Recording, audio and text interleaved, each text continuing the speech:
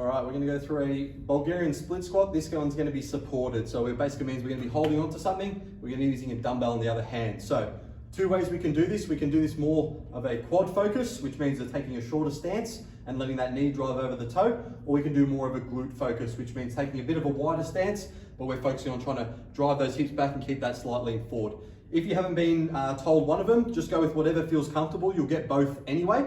And if you're a bit more advanced, we'll give you in the comments and questions, you'll be able to have a look if it's quad-based or more of a glute-based variation we want you to do. So, starting here, grabbing the dumbbell. So we're gonna use the same foot forward as that dumbbell. Other foot's gonna go back on here, and then you're gonna be holding onto the support here.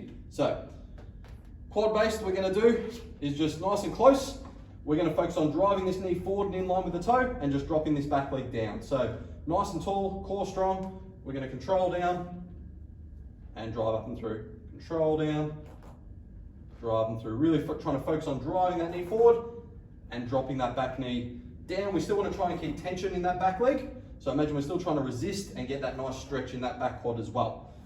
When we wanna make this a bit more glute dominant, all we need to do now is step a little bit further forward. Back leg's in the same spot, but what we're gonna focus on, instead of being nice and tall, we're just gonna think about hinging back slightly, and then we're gonna focus on trying to drive this back leg back, and then driving up. We're still gonna get a bit of quad, obviously, but we're focusing on trying to drive back, and you should really feel that tension, especially if you're focusing on driving up through the floor on that same glute that we're trying to work. We've got two more, control and drive, last one, control and drive. Only other thing we're going to think about here is our position with our hips. So depending on your hip mobility, we want to get as low as we can until your hip starts shifting to one side.